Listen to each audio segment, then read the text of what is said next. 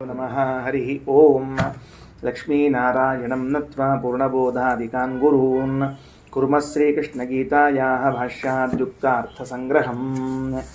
ಗೀತಾವಿವೃತಿ ಪಾಠ 2ನೇ ಅಧ್ಯಾಯದ 6ನೇ ಶ್ಲೋಕ. ನ ಚೈತದ್ವಿದ್ಮಃ ಕತರನ್ನೋ ಗರೀಯೋ ಯದ್ವಾ ಜಯೇಮ ಯದಿ ವಾ ನೋ ಜಯೇಯುಃ ಯಾನೇವ ಹತ್ವಾ ನ ಜಿಜೀವಿಷಾಮಃ ತೇವ ಸ್ಥಿತಾಃ ಪ್ರಮುಖೇ ಧರ್ತರಾಷ್ಟ್ರಾಃ. ರಾಯರೇ ಅಂತಾರೆ, ಪಾಪಂ ಅಂಗೀಕೃತ್ಯ ಯುದ್ಧಕರಣೇಪಿ ಜಯ ಸಂದಿಗ್ಧ ಏವ. ಆಯಿತು, ಯುದ್ಧ ಮಾಡಿದಾಗ ಪಾಪ ಬರ್ತದ ಅಂತ ಒಪ್ಕೊಂಬೇಡ ಅಂತ ನಿಶ್ಚಿತ. ಗುರುಗಳಾಗಿದ್ದವರನ್ನು, ಅಜ್ಜನಾಗಿದ್ದವರನ್ನು ಹತ್ಯೆ ಮಾಡಿದರೆ ಪಾಪ ಬರುವುದೇ. ಪಾಪಂ ಅಂಗೀಕೃತ್ಯ ಯುದ್ಧಕರಣೇಪಿ ಜಯ ಸಂದಿಗ್ಧ. ಗೆಲ್ತೀವಿ ಅಂತೇನು? ಯಾರು ಗೆಲ್ಲವರು? ಒಪ್ಕೊಂಡ್ಬಿಟ್ವಿ, ಕೃಷ್ಣ ಹೇಳಿದ್ದಾನೆ ಯುದ್ಧ ಮಾಡಬೇಕು ಅಂತ ತಿಳ್ಕೊಂಡು ಒಪ್ಕೊಂಡ ಮೇಲೆ ಈಗೊಂದು ಪ್ರಶ್ನೆ ಎದುರಾಯ್ತು. ಈಗ ಪಾಪ ಅಂತೂ ಬರ್ತದೋ ಇಲ್ಲೋ? ಬಂದೇ ಬರ್ತದೆ, ಅವಶ್ಯ ಬರ್ತದೆ, ಸಂದೇಹ ಇಲ್ಲ. ಮತ್ತು ಜಯ ಅಲ್ಲಿ ಸಂದೇಹದ. ಪಾಪ ಬರುವ ವಿಷಯದಲ್ಲಿ ಸಂದೇಹವಿಲ್ಲ, ಜಯ ಬರುವ ವಿಷಯದಲ್ಲಿ ಸಂದೇಹ ಅದ. ಒಂದು ಅಸಂದಿಗ್ಧ, ಒಂದು ಸಂದಿಗ್ಧ. ಯಾವುದು ಸಂದಿಗ್ಧ? ಪಾಪ ಬರುವುದು ಅಸಂದಿಗ್ಧ, ಜಯ ಬರುವುದು ಸಂದಿಗ್ಧ. ನಚೈತತಿಥಿ ದ್ವಯೋಹೋ ಮಧ್ಯೆ, ಇವರಿಬ್ಬರ ಮಧ್ಯದಲ್ಲಿ ನಹ ಅಸ್ಮಾಕಂ, ನಮಗೆ ಇದದ್ದು ಪದಚ್ಛೇದ ಆಗಬೇಕಲ್ಲ. ನ ಚ ಏತತ್ ವಿದ್ಮಃ, ನ ಚೈತದ್ ವಿದ್ಮಃ ಅನ್ನೋ ಪದಚ್ಛೇದ ಹೆಂಗೆ ಮಾಡಬೇಕು? ನ ಚ ಏತತ್ ವಿದ್ಮಃ ಕತರತ್ ನಹ ಗರೀಯ. ಕತರನ್ನೋ ಗರೀಯ ಅನ್ನೋಲ್ಲಿ ಕತರತ್ ನಹ ಗರೀಯ. ಯತ್ ವಾ ಜಯೇಮ ಯದಿ ವಾ ನೋ ಜಯೇಯುಃ. ಇದು ನೋ ಜಯೇಯುಃ ಒಂದು ನೋ ಅನ್ನೋದು ನಿಷೇಧ. ಅಮಾನೋನೇನಾ ಪ್ರತಿಷೇಧ ಒಳಗೆ ಬರ್ತದೆ. ಯಾನ್ ಏವ ಹತ್ವಾ ನ ಜಿಜೀವಿಷಾಮಃ ತೇ ಅವಸ್ಥಿತಾಃ ಪ್ರಮುಖೇ ಧರ್ತರಾಷ್ಟ್ರಾಃ. ದ್ವಯೋರ್ ಮಧ್ಯೆ ನಹ ಅಸ್ಮಾಕಂ, ನಮ್ಮಿಬ್ಬರ ಮಧ್ಯದಲ್ಲಿ, ನಹ ಅಂದ್ರೆ ನಮ್ಮ ಇಬ್ಬರ ಮಧ್ಯದಲ್ಲಿ ನಮಗೆ, ಕತರತ ಕಿಂ ನಾಮ ಗರೀಯಃ ಅಧಿಕತರಂ ಭವಿಷ್ಯತಿ. ಯಾವುದು ಹೆಚ್ಚಾಗ್ತದಪ್ಪ? ಅಧಿಕತರಂ ಭವಿಷ್ಯತಿ. ಯಾವುದು? ನ ವಿದ್ಮಃ, ಗೊತ್ತಿಲ್ಲ. ಏನೋ ತದೇವ ದ್ವಯಮಾಹ, ಯಾವುದು ಚಲೋ ಯಾವುದು ಶ್ರೇಷ್ಠ ಅಂತ ನಮಗೆ ಗೊತ್ತಿಲ್ಲ, ಅದನ್ನೇ ಹೇಳ್ತಾರೆ. ಈಗ ದ್ವಯೋಹೋ ಮಧ್ಯೆ ನಹ ಅಸ್ಮಾಕಂ ಕಿಂ ನಾಮ ಗರೀಯಃ ಅಧಿಕತರಂ ಭವಿಷ್ಯತಿ ಇತಿ ನ ವಿದ್ಮಃ. ಪಾಪವನ್ನು ಒಪ್ಪಿಕೊಂಡು ಯುದ್ಧ ಮಾಡಿದರೂ ಕೂಡ ಜಯ ಆಗ್ತದೋ ಇಲ್ಲೋ ಎಂಬುದು ಸಂದೇಹ ಅದ ಅಂತ ಅನ್ನೋದನ್ನು ವಿವರಣೆ ಕೊಡ್ಲಿಕ್ಕೆ ತಾನೆ ಅರ್ಜುನ. ನಮ್ಮಿಬ್ಬರ ಮಧ್ಯದಲ್ಲಿ ನಮಗೆ ಯಾವುದು ಶ್ರೇಷ್ಠ ಅನ್ನೋದು ನಮ್ಗೆ ಗೊತ್ತಿಲ್ಲ. ಯಾಕ? ತದೇವ ದ್ವಯಮಃ, ಅದು ಯಾವುದು? ಯದ್ವಾ ಏತಾನ್ ವಯಂ ಜೇಷ್ಯಾಮಃ ಜಯೇಮಃ ಜೇಷ್ಯಾಮಃ, ಈ ಕೌರವರನ್ನು ನಾವು ಗೆಲ್ತೀವೋ, ಯದಿವ ಅಥವಾ ನಹ ಅಸ್ಮಾನ್ ಏತೇ ಜಯೇಯುಹು, ಇವ್ರು ನಮ್ಮನ್ನು ಗೆಲ್ತಾರೋ. ಏನಪ್ಪ ಈಗ ಅದು ನೋ ನಿಷೇಧ ಅಲ್ಲ, ಹಂಗಾರಿಗೆ ಅದು ನಹ ಅಂತ ಗೊತ್ತಾಯ್ತು. ನೋ ಜಯೇಯುಹು ಇದು ನಿಷೇಧ ಅಲ್ಲ. ನೋ ಅನ್ನೋದನ್ನ ನಹ ಅಂತ ಪದಚ್ಛೇದ ಮಾಡಿಕೊಂಡು ಹೇಳ್ಬೇಕೀಗ. ನಹ ಜಯೇಯುಹು ನೋ ಅಸ್ಮಾನ್ ಏತೇ ಜಯೇಯುಹು ಜಯಿಷ್ಯಂತಿ, ಇವ್ರು ನಮ್ಮನ್ನು ಗೆಲ್ತಾರ ಇತಿ. ಕಿಂಚ ಮತ್ತೇನೆಂದರೆ ಅಸ್ಮಾಕಂ ಜಯೋಪಿ, ನಮ್ಮ ಜಯವೂ ಕೂಡ ಪರಾಜಯ ಏವ ಫಲತಃ, ಸೋತಂತೇನೇ ಫಲದಲ್ಲಿ. ಪರಾಜಯನೇ ಇದು, ಗೆದ್ರೂ ಸೋತಂಗ. ಹೆಂಗ್ರಿ ಅಂತಂದ್ರೆ ಯಾನೇವ ಹತ್ವಾ ಜೀವಿತುಂ ನೇಚ್ಛಾಮಃ, ಯಾರನ್ನು ಕೊಂದು ನಾವು ಬದುಕಲಿಕ್ಕೆ ಇಚ್ಛಾ ಮಾಡುವುದಿಲ್ಲವೋ ತಯೇವ ಧರ್ತರಾಷ್ಟ್ರಾಃ ಸಮ್ಮುಖೇ ಅವಸ್ಥಿತಾಃ ತಸ್ಮಾತ್, ಅವರೇ ನಮ್ಮ ಎದುರಿನಲ್ಲಿ ಬಂದು ನಿಂತಿದ್ದಾರೆ. ಅಂದ್ರೆ ಈ ಯುದ್ಧ ಮಾಡಿ ಗೆದ್ದು ನಾವು ಮನೆಗೆ ಹೋಗಿ ಯಾರ ಮುಂದೆ ಹೇಳ್ಕೋಬೇಕು ನಾವು ಗೆದ್ದೀವಿ ಅಂತ ತಿಳ್ಕೊಂಡು ಹೇಳಿ? ಧೃತರಾಷ್ಟ್ರ ಅದನ್ನೊಂದು ಹೇಳ್ಕೋಬೇಕು. ಧೃತರಾಷ್ಟ್ರನ ಮಕ್ಕಳು ಇವ್ರ ಮುಂದೆ ಹೇಳ್ಕೋಬೇಕು. ಅವರೇ ಈಗ ಇಲ್ಲಿ ಯುದ್ಧಕ್ಕೆ ಬಂದು ನಿಂತ ಹೊತ್ತಿನೊಳಗೆ ಯಾನೇವ ಹತ್ವಾ ನ ಜಿಜೀವಿಷಾಮಃ, ಯಾರನ್ನ ಕೊಂದ ಮೇಲೆ ನಾವು ಬದುಕೋ ಇಚ್ಛಾನ ಮಾಡ್ಲಿಕ್ಕೆ ಬರುವುದಿಲ್ಲ. ಯಾನೇವ ಹತ್ವಾ ನ ಜಿಜೀವಿಷಾಮಃ, ಅವರನ್ನ ಕೊಂದ ಮೇಲೆ ನಾವು ಬದುಕಲಿಕ್ಕೆ ಇಚ್ಛಾ ಮಾಡುವುದಿಲ್ಲ. ತೇ ಅವಸ್ಥಿತಾಃ ಧಾರ್ತರಾಷ್ಟ್ರಾಃ ಪ್ರಮುಖೆ, ಅವರೇ ದುರ್ಯೋಧನಾದಿಗಳು ಎದುರಿಗೆ ಬಂದು ನಿಂತ್ಬಿಟ್ಟಾರೆ. ಅಂದ ಮೇಲೆ ಯುದ್ಧ ಪಾಪ ಬರ್ತದ ಅಂತ ಯುದ್ಧ ಗೊತ್ತಿದ್ದು ಯುದ್ಧ ಮಾಡಿದ್ರು ಕೂಡ ಇಟ್ ಸಮಸ್ಯೆ ಎದುರಾಗ್ಲಿಕ್ಕತ್ತದ. ಅರ್ಥ ಆಯ್ತಪ್ಪ? ಇದು ಇನ್ನೂ ಸ್ವಲ್ಪ ಬಿಡಿಸ್ಬೇಕು. ಏನ್ ಹೇಳು? ಕತರತ್ ಅಂತಂದಾಗ, ಕತರತ್ ಅಂತಂದ್ರೆ ಕಿಂ ನಾಮ, ಯಾವುದು ಶ್ರೇಷ್ಠ, ಯಾವುದು ಶ್ರೇಷ್ಠ ಆಗ್ತದ? ಏನ್ ಯಾವ್ದು ಶ್ರೇಷ್ಠ? ನಮ್ ಸೈನ್ಯ ಶ್ರೇಷ್ಠ ಆಗ್ತದ. ಈಗ ದ್ವಯೋರ್ ಮಧ್ಯೆ ಅಂದ್ರ ಗೆಲುವು ಸೋಲುಗಳು ಅವೆರಡರ ಮಧ್ಯದಲ್ಲಿ ಹಾಗೂ ಮನದ ಮಧ್ಯದಲ್ಲಿ, ಅಲ್ಲೇನ್ ಬರ್ದ ನೋಡು? ದ್ವಯೋರ್ ಎರಡರ ಮಧ್ಯದಲ್ಲಿ ಸೋಲು ಗೆಲುವುಗಳಲ್ಲಿ. ಸೋಲು ಮತ್ತು ಗೆಲುವು. ಈಗ ನಾವು ಸೋತ್ರ ಚಲೋನೋ ಗೆದ್ರ ಚಲೋನೋ ಅನ್ನೋ ಪ್ರಶ್ನೆ ಬಂದದ. ಈಗ ಗೊತ್ತಾಯ್ತಾ? ಈ ಶ್ಲೋಕ ಓದಿ ಹೇಳಿಗಿರ್ತೀನಿ ನಾನು. ಸೋತ್ರುನು ಸಮಸ್ಯೆ, ಗೆದ್ರುನು ಸಮಸ್ಯೆ ಅದ ಅಂತ ಅವ್ನ್ ಧ್ವನಿ ಅದ. ಅದೇ ಹೇಳಿಗಿರ್ತಾನೆ. ನಚೈತದ್ವಿದ್ಮಃ ಕತರನ್ನೋ ಗರೀಯೋ. ನಮಗ ಇವೆರಡರಲ್ಲಿ ಯಾವುದನ್ನ ಆರಿಸ್ಕೊಳ್ಬೇಕು ಅಂತ ಗೊತ್ತಾಗವಲ್ತು. ಯದ್ವಾ ಜಯೇಮ ಯದಿವಾನೋ ಜಯೇಯುಹು. ನಾವು ಅವರನ್ನು ಗೆಲ್ತೀವೋ ಅವ್ರು ನಮ್ಮನ್ನು ಗೆಲ್ತಾರೋ, ಇವೆರಡರಲ್ಲಿ ಯಾವುದು ನಮಗೆ ಶ್ರೇಷ್ಠ, ಯಾವುದು ನಾವು ಸ್ವೀಕಾರ ಮಾಡ್ಲಿಕ್ಕೆ ಯೋಗ್ಯ ಅಂತ ನಮ್ಗೆ ಗೊತ್ತಾಗ್ತಿಲ್ಲ. ಯಾಕ? ಯಾನೇವ ಹತ್ವಾ ನ ಜಿಜೀವಿಷಾಮಃ ತೇವ ಸ್ಥಿತಾ ಪ್ರಮುಖೇ ಧಾರ್ತರಾಷ್ಟ್ರಾಃ. ನಾವು ಗೆದ್ದರೆ ಏನಪ್ಪಾ, ನಾವು ಗೆದ್ದರೆ ಅವ್ರನ್ನೆಲ್ಲಾರನ್ನು ಕೊಲ್ಲಬೇಕು. ನಾವು ಯುದ್ಧವನ್ನ ಗೆದ್ದು ಯಾರ ಹತ್ರ ಹೋಗಿ ನಮ್ಮ ಶೌರ್ಯವನ್ನ ಪ್ರತಾಪವನ್ನ ಕೊಚ್ಚಿಕೊಳ್ಬೇಕೋ ಅವರೇ ಯುದ್ಧ ಭೂಮಿಯಲ್ಲಿ ಬಂದು ನಿಂತು ಬಿಟ್ಟಿದ್ದಾರೆ. ಆಮೇಲೆ ಯುದ್ಧವಾಡಿದ ಮೇಲೆ ಗೆದ್ರೂ ಕೂಡ ಸೋತಂತೆಯೇ. ಅವ್ರು ನಮ್ಮನ್ನು ಗೆಲ್ತಾರ ಅಂತಾದ್ರೆ ಮುಗಿದೋದ್ ಕೆಲಸ. ನಾವು ಈ ಬದುಕೇ ಇರಂಗಿಲ್ಲ. ಮತ್ತೆ ಯುದ್ಧ ಮಾಡಿ ಏನು ಪ್ರಯೋಜನ? ಯುದ್ಧ ಮಾಡಿ ಬದುಕಬೇಕು, ನಾವು ಗೆಲ್ತೀವಿ ಅಂತ ಗ್ಯಾರಂಟಿ ಇಲ್ಲ. ಯುದ್ಧ ಮಾಡಿ ನಾವು ಸೋಲಿಸ್ತೀವಿ ಅಂದ್ರೆ ಅವ್ರು ಸತ್ತು ಹೋಗ್ಬಿಡ್ತಾರ, ಅದು ಉಪಯೋಗ ಇಲ್ಲ. ಅಂದ್ರೆ ಯುದ್ಧ ಯಾಕೆ ಮಾಡ್ಬೇಕು ನಾವು ಅಂತ ಪ್ರಶ್ನೆ. ನಚೈತದ್ ವಿದ್ಮಃ ಕತರನ್ನೋ ಗರೀಯೋ ಯದ್ವಾ ಜಯೇಮ ಯದಿವಾನೋ ಜಯೇಯುಹು ಯಾನೇವ ಹತ್ವಾ ನ ಜಿಜೀವಿಷಾಮಃ ದೇವಸ್ಥಿತಾ ಪ್ರಮುಖೇ ಧರ್ತರಾಷ್ಟ್ರಾಃ. ಇನ್ನ ಕಾರ್ಪಣ್ಯ ದೋಷೋಪಹತ ಸ್ವಭಾವಃ ಪೃಚ್ಛಾಮಿ ತ್ವಾಂ ಧರ್ಮ ಸಮ್ಮೂಢ ಚೇತಾಃ ಯಚ್ಛೇಯಸ್ಯಾನ್ ನಿಶ್ಚಿತಂ ಬ್ರೂಹಿ ತನ್ಮೇ ಶಿಷ್ಯಸ್ತೇಹಂ ಶಾಧಿಮಾಂ ತ್ವಾಂ ಪ್ರಪನ್ನಂ. ಪದಚ್ಛೇದ. ಕಾರ್ಪಣ್ಯ ದೋಷೋಪಹತ ಸ್ವಭಾವಃ ಪೃಚ್ಛಾಮಿ ತ್ವಾಂ ಧರ್ಮ ಸಮ್ಮೂಢ ಚೇತಾಃ ಯತ್ ಶ್ರೇಯಃ ಸ್ಯಾತ್ ನಿಶ್ಚಿತಂ ಬ್ರೂಹಿ ತತ್ ಮೇ ಶಿಷ್ಯಃ ತೇ ಅಹಂ ಶಾಧಿ ಮಾಂ ತ್ವಾಂ ಪ್ರಪನ್ನಂ. ಏನಪ್ಪ? ಕಾರ್ಪಣ್ಯ ದೋಷೇನ ಏತಾನ್ ಹತ್ವಾ ಕಥಂ ಜೀವಿಷ್ಯಾಮಃ ಇತಿ ಕೃಪಣತಾ ದೋಷಾಭಿಭೂತ ಶೌರ್ಯಲಕ್ಷಣ ಸ್ವಭಾವಃ. ಏನಂತಾರೆ ಕಾರ್ಪಣ್ಯ ದೋಷೇಣ ಎಂಬ ಶಬ್ದಕ್ಕೆ ಅರ್ಥ ಏನು? ಏತಾನ್ ಹತ್ವಾ, ಇವರನ್ನ ಕೊಂದು, ಕಥಂ ಜೀವಿಷ್ಯಾಮಃ, ನಾವು ಹೆಂಗ್ ಬದುಕ್ತೀವಿ, ಇತಿ ಕೃಪಣತಾ ದೋಷ, ಇದೇ ಕಾರ್ಪಣ್ಯ ದೋಷ.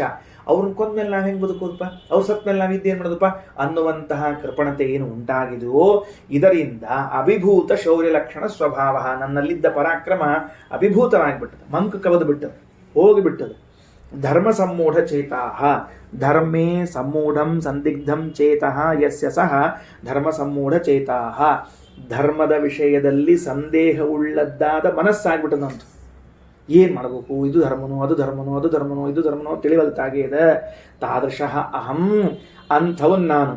ಅಂದ್ರೆ ಅವರನ್ನ ಕೊಂದ ಮೇಲೆ ನಾವು ಬದುಕೋದು ಹೆಂಗ ಅಂತನ್ನುವಂತಹ ಕಾರ್ಪಣ್ಯದಿಂದ ನನ್ನ ಶೌರ್ಯ ಉಡಿಗೆ ಹೋಗ್ಬಿಟ್ಟದ.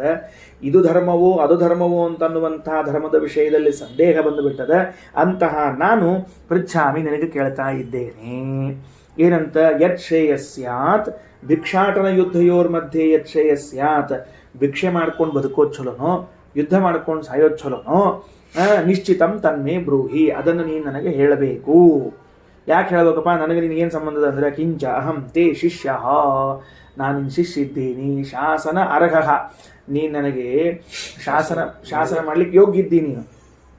ಅತಃ ತ್ವಾಂ ಪ್ರಪನ್ನಂ ಶರಣಾಗತಂ ಮಾಂ ಶಾಧಿ, ನಿನಗೆ ಶರಣಾಗತನಾದ ನನ್ನನ್ನು ಶಿಕ್ಷಿಸು, ಕಲಿಸು ಅಂತ ಹೇಳ್ತಾ ಇದ್ದಾನ. ಅದಕ್ಕೆ ತ್ವಮೇವ ವಿಚಾರಿ ಯದ್ಯುಕ್ತಂ ತತ್ಕುರು ಇತಿಯಾಹ ಅರ್ಜುನ. ಅಲ್ಲಪ್ಪ, ನೀನೇ ವಿಚಾರ ಮಾಡಿ ನಿಂಗೇನು ತಿಳಿತ ಮಾಡಕ್ಕೆ ಬೇಡ, ನನ್ನ ತನಕ ಯಾಕೆ ಬಂದಿ? ಕೃಷ್ಣ ಮುಂದಿಂದು ತ್ವಮೇವ ವಿಚಾರ್ಯ ಯದ್ಯುಕ್ತಂ ತತ್ಕುರು ಅಂತಂದ್ರೆ ನಹಿ ಪ್ರಪಶ್ಯಾಮಿ ಮಮಾಪನುದ್ಯಾತ್ ಯತ್ಶೋಕಮುಚ್ಛೋಷಣಮಿಂದ್ರಿಯಾಣಾಂ ಅವಾಪ್ಯ ಭೂಮೌ ಅಸಪತ್ನಮೃದ್ಧಂ ರಾಜ್ಯಂ ಸುರಾಣಾಮಪಿ ಚಾಧಿಪತ್ಯಂ.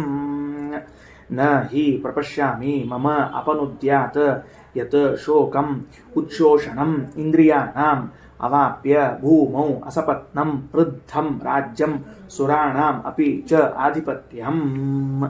ಇಂದ್ರಿಯಾಣಾಂ ಉಚ್ಛೋಷಣಂ ಅತಿಶೋಷಕರಂ, ಇಂದ್ರಿಯಗಳಿಗೆ ಅತ್ಯಂತ ಶೋಷಣೆಯನ್ನು ಉಂಟು ಮಾಡುವಂತಹ ಮದೀಯಂ ಶೋಕಂ, ಈ ನನ್ನ ದುಃಖವೂ ಏನಪ್ಪ, ಎಲ್ಲ ಇಂದ್ರಿಯಗಳು ಬ್ಯಾಸತ್ ಹೋಗುವಂತಹ ದುಃಖ ಬಂದ್ಬಿಟ್ಟದ ಈಗ. ಅದು ಯತ್ ಕರ್ಮ ಅಪನುದ್ಯಾತ ಅಪನೇಯಂ ತದಹಂ ನ ಪಶ್ಯಾಮಿ, ಆ ನನ್ನ ಇಂದ್ರಿಯಗಳಿಗೇನು ಅತ್ಯಂತ ದುಃಖವಾಗ್ತಾ ಇದೆಯೋ, ಇಂದ್ರಿಯಗಳನ್ನು ದುರ್ಬಲಗೊಳಿಸುವ ದುಃಖ, ಅದು ಹೋಗ್ಲಿಕ್ಕೆ ಯಾವ ಉಪಾಯ ಅಂತ ನನಗೆ ಕಾಣಿಸ್ವಲ್ತು. ಏನು ಮಾಡಿದ್ರೆ ಹೋಗ್ತದೆ ಹೇಳೋಣಂತ, ಏನು ಮಾಡಿದ್ರೆ ಹೋಗ್ತದೆ ಹೇಳೋಣಂತ. ಮತ್ತು ನ ಪಶ್ಯಾಮಿ ರಾಜ್ಯ ಲಾಭ ಹೇತು ಯುದ್ಧಕರ್ಮೈವ ತಾದೃಶಂ ಇತ್ಯಾಹ.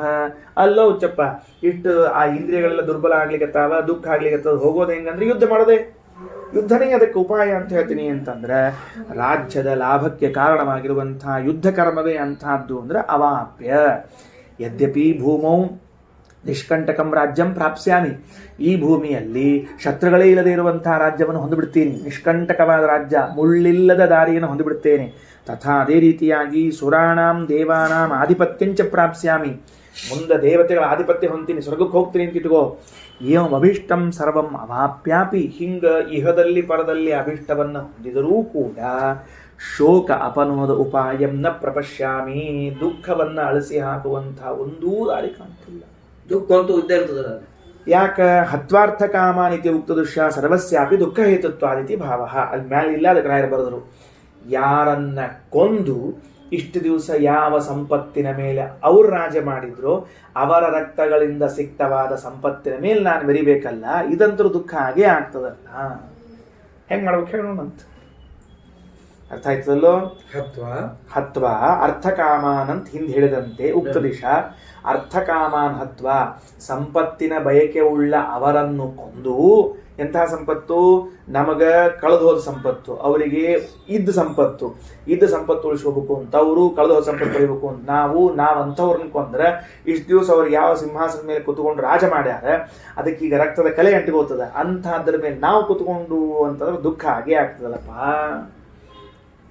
ನಹಿ ಪ್ರಪಶ್ಯಾಮಿ ಮಮಾಪನುದ್ಯಾತ್ ಯತ್ ಶೋಕಂ ಉಚ್ಛೋಷಣಮಿಂದ್ರಿಯಾಣಾಂ, ಮಮ ಇಂದ್ರಿಯಾಣಾಂ ಉಚ್ಛೋಷಣಂ ಶೋಕಂ, ನನ್ನ ಇಂದ್ರಿಯಗಳನ್ನು ದುರ್ಬಲಗೊಳಿಸುವಂತಹ ದುಃಖ ಏನಿದೆಯೋ ಅದಕ್ಕೆ ಏನಂತಾರೆ, ಅಪನುದ್ಯಾತ್, ಅದನ್ನು ಪರಿಹಾರ ಮಾಡುವಂತಹದ್ದು ಯಾವ ಕರ್ಮವೋ ಅದನ್ನು ಒಂದನ್ನು ನಾನು ಕಂಡಿಲ್ಲ.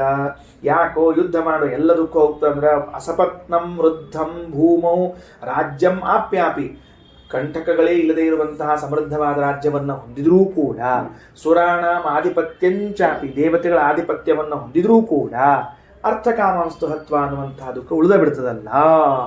ಸಂಜಯ ಉವಾಚ ಏವ ಮುಕ್ತ್ವಾ ಋಷಿಕೇಶಂ ಗುಡಾಕೇಶಃ ಪರಂತಪ ನಯೋತ್ಸೈತಿ ಗೋವಿಂದಂ ಮುಕ್ತ್ವಾ ತೂಷ್ಣೀಂ ಬಭೂವಃ.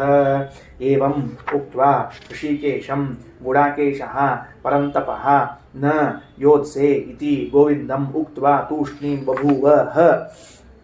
ತತಃ ಕಿಮಕರೋದ್ ಅರ್ಜುನ ಇತಿ ಧೃತರಾಷ್ಟ್ರಾಕಾಂಕ್ಷಾಂ ನಿರಾಹ ಸಂಜಯ. ಮುಂದೆ ಅರ್ಜುನ ಏನು ಮಾಡಿದ ಅನ್ನುವಂತಹ ಆಕಾಂಕ್ಷಾವನ್ನು, ಧೃತರಾಷ್ಟ್ರನಿಗೆ ಬಂದದ್ದನ್ನ ಸಂಜಯ ಏನು ಮಾಡ್ತಾನೆ, ನಿರಾಕರಣೆ ಮಾಡ್ತಾನೆ. ಏವಮುಕ್ತ್ವಾ ಋಷಿಕೇಶಂ ಸರ್ವೇಂದ್ರಿಯ ಪ್ರೇರಕಂ ಗುಡಾಕೇಶಃ ಜಿತನಿದ್ರಃ. ಗುಡಾಕ ಅಂದ್ರೆ ನಿದ್ರೆ, ಗುಡಾಕ ಈಶ ಅಂದ್ರೆ ನಿದ್ರೆಯನ್ನ ಗೆದ್ದವನು ಅಂತ ಅರ್ಥ. ನಿದ್ರೆಯನ್ನ ಗೆದ್ದ ಅರ್ಜುನ ಋಷಿಕೇಶನಿಗೆ ಹೇಳ್ತಾನೆ, ನೋಡು, ಎಲ್ಲಾ ಇಂದ್ರಿಯಗಳನ್ನ ಗೆದ್ದವನು ಋಷಿಕೇಶ, ನಿದ್ರೆ ಒಂದನ್ನೇ ಗೆದ್ದವನು ಇವನು ಗುಡಾಕೇಶ. ಅದಕ್ಕೆ ಪರಂತಪಃ ಶತ್ರುತಾಪನಃ ಗೋವಿಂದಂ ಗಾಹ ವೇದವಾಚಃ ಪ್ರತಿಪಾದಕತ್ವೇನ ವಿಂದತೆ ಲಭತೆ ಇತಿ ಗೋವಿಂದ ತಂ. ಗೋವಿಂದ ಅಂದ್ರೆ ವೇದ ಪ್ರತಿಪಾದ್ಯ ಅಂತ ಅರ್ಥ. ಹೆಂಗ್ ಬಂತು ಅಂದ್ರೆ ಗಾಹ ಇಸ್ ಈಕ್ವಲ್ ಟು ವೇದವಾಚಃ, ವೇದವಾಕ್ಯಗಳು, ಪ್ರತಿಪಾದಕತ್ವೇನ ಆ ವೇದವಾಕ್ಯಗಳೇ ಇವನನ್ನ ಪ್ರತಿಪಾದಿಸುತ್ತವೆ. ಹಂಗಿದ್ದವ ಇವ, ಆದ್ರಿಂದ ಇವನಿಗೇನು ಕರೀತಾರೆ, ಗೋವಿಂದ ಅಂತ ಕರೀತಾರೆ. ಪ್ರತಿಪಾದಕತ್ವೇನ ವಿಂದತೆ ಲಭತೆ, ವೇದವಾಕ್ಯಗಳನ್ನು ತನ್ನನ್ನು ಪ್ರತಿಪಾದಿಸುವಂತೆ ಹೊಂದುತ್ತಾನೆ ಯಾರೋ ಅವನು ಗೋವಿಂದ ಅಂತ ಅರ್ಥ ಮಾಡಿಕೊಳ್ಬೇಕು. ಹ ಇತಿ ಆಶ್ಚರ್ಯೇ ಮಹಾಧೈರ್ಯಾದಿ ಗುಣವತೋಪಿ ಏವಂ ಬುದ್ಧಿರ್ಜಾತ ಇತಿ. ಆಶ್ಚರ್ಯ, ಮಹಾಧೈರ್ಯವಂತ ಅರ್ಜುನ ಅಂಥವಂಗ ಇಂಥ ಬುದ್ಧಿವಂತ ಅಂತ ಆಶ್ಚರ್ಯ ಅಂತ ಹೇಳಿಗತ್ತದ. 10ನೇ ಶ್ಲೋಕ. ತಮುವಾಚ ಋಷಿಕೇಶಃ ಪ್ರಹಸನ್ನಿವ ಭಾರತ ಸೇನಯೋರುಭಯೋರ್ಮಧ್ಯೆ ವಿಷೀದಂತಮಿದಂ ವಚಃ. ತತಃ ಕಿಂ ಜಾತಂ, ಮುಂದೇನಾತು ಅಂದ್ರೆ ತಂ ಉವಾಚ ಋಷಿಕೇಶಃ ಪ್ರಹಸನ್ ಇವ ಭಾರತ ಸೇನಯೋಃ ಉಭಯೋಃ ಮಧ್ಯೆ ವಿಷೀದಂತಂ ಇದಂ ವಚಃ. ಹೇ ಭಾರತ ಇತಿ ಧೃತರಾಷ್ಟ್ರ ಸಂಬೋಧನಂ, ಅರ್ಜುನಿಗೆ ಸಂಬೋಧನ ಅಲ್ಲದು. ಹೇ ಧೃತರಾಷ್ಟ್ರ ಕೇಳು ಮುಂದೇನಾತ ಹೇಳ್ತೀನಿ ಅಂತಂದ್ರು. ಪ್ರಹಸನ್ನಿವ ಇತಿ ಪರಿಹಾಸಕ ವಾಕ್ಯೋಕ್ತಿ ದ್ಯೋತಕ ಹಾಸ್ಯಸ್ಯ ಸೂಚನಾ ಇವ ಶಬ್ದ. ಪ್ರಹಸನ್ನಿವ ಅಂತಂದ್ರೆ ಪರಿಹಾಸಕರ ವಾಕ್ಯೋಕ್ತಿ ದ್ಯೋತಕಸ್ಯ, ಅಪಹಾಸ್ಯ ಮಾಡುವಂಥ ಅಂದ್ರೆ ಏನು ಮಹಾರಾಯ ಎಂತೆಂಥ ಮಾತಾಡ್ಲಿಕ್ಕೆ ಇಲ್ಲದ ಅಂತ ಹಿಂಗ ಆ ಮಾತುಗಳನ್ನು ಆಡ್ಲಿಕ್ಕೆ ಹೊರಟಾನ ಅಂತ ತಿಳಿಸ್ಲಿಕ್ಕೆ ಪ್ರಹಸನ್ನಿವ ಅನ್ನೋ ಶಬ್ದವನ್ನು ಆಡಿದ್ದಾರೆ. ಸರಿ ಆಯ್ತಾ. ಹೃಷಿಕೇಶ ಪರಮಾತ್ಮ ಶ್ರೀಕೃಷ್ಣನು ತಮ್ ಆ ಅರ್ಜುನ ಕುರಿತು ಪ್ರಹಸನ್ನಿವ ಉವಾಚ, ನಗುತ್ತಿರುವಂತೆ, ಅದು ಪರಿಹಾಸಕರ ವಾಕ್ಯದಂತೆ ಮಾತನಾಡುತ್ತಿದ್ದಾನೆ. ಎಲ್ಲಿ ಉಭಯೋಹೋ ಸೇನೆಯೋರ್ ಮಧ್ಯೆ ವಿಷೀದಂತಂ, ಎರಡೂ ಸೇನೆಗಳ ಮಧ್ಯದಲ್ಲಿ ಕುಳಿತುಕೊಂಡು ವಿಷಾದಕ್ಕೊಳಗಾಗಿರುವಂಥವನಿಗೆ ಇದಂಬಚಃ ಉವಾಚ, ಈ ಮುಂದಾಡುವ ಮಾತನ್ನ ಆಡಿದ್ದಾನೆ ಅಂತ ತಿಳಿದುಕೊಳ್ಳಬೇಕು. ಇಷ್ಟು ಪೀಠಿಕೆ ಮುಗಿದು ಹೋತು. ಇನ್ನು 11ನೇ ಶ್ಲೋಕದಿಂದ ಪೂರ್ಣವಾಗಿ ಗೀತೋಪದೇಶ ಪ್ರಾರಂಭವಾಗ್ತದೆ. ಶ್ರೀಕೃಷ್ಣಾರ್ಪಣಮಸ್ತು.